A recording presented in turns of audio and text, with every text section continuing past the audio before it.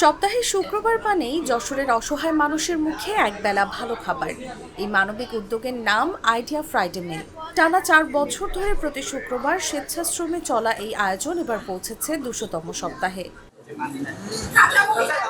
শুক্রবার খড়কের আইডিয়া সমাজ কল্যাণ সংস্থার কার্যালয়ে আয়োজিত হয় বিশেষ খাবার বিতরণ।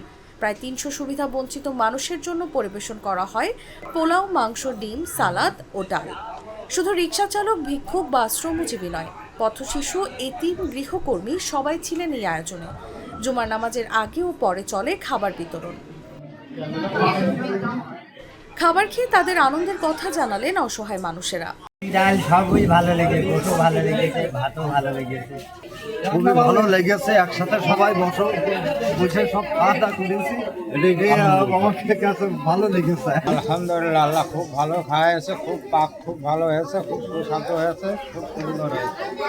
সংস্থার প্রতিষ্ঠাতা ও সহকারী অধ্যাপক মোহাম্মদ হামিদুল হক শাহিন জানান, 2021 সালের 15 অক্টোবর এই কার্যক্রম শুরু হয়। নিয়মিত মানবিক কাজেই সমাজ বদলায় বলে বিশ্বাস করেন তিনি। আমরা বলছিলাম শুরুর দিককার কথা, আইডিয়া যখন এই ফ্রাইডে মিল শুরু হলো, ওই যে মাত্র 1000 টাকা দিয়ে শুরু হলো, ওর পর থেকে আজ অবধি কখনোই আমাদের কিন্তু পিছে ফিরে তাকাতে হয়নি।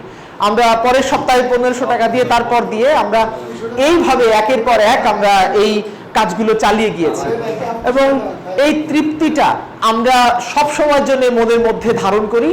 সমন্বয়ক তানজিয়া জাহান মমতাজ জানান, আইডিয়া পিঠা পার্ক থেকে আয়ের 35% কর্মসূচিতে ব্যয় করা হয়। শুধুমাত্র এইখানে যে বসে খাওয়ার ব্যবস্থা করা হয় তা কিন্তু না, আমাদের যে আশেপাশে অনেক ফ্যামিলি আছে বা আমরা গ্রামেও কিন্তু যাই, যেখানে আমরা দেখি যে কোন পরিবার আসলে দুস্থ আছে। আমরা তো তার অবস্থা দেখেও বুঝতে পারি যে কারা আসলে মাসেও একবার ভালো খাবার খেতে পারে না। সেই সকল পরিবারকে আমরা প্রথমে জরিপ করি, তারপরে তাদেরকে আমরা এই যে শুক্রবার দেখছেন, এমনই কোনো এক শুক্রবারে আমরা ধরেন ফ্রাইডে মিল আমরা নিজে হাতে করে পৌঁছে দিই। আইডিয়া ফ্রাইডে মিল এখন শুধু একবেলা খাবার নয়, যশোরের মানবিকতার প্রতীক। নিউজ ডেস্ক, জাগো নিউজ।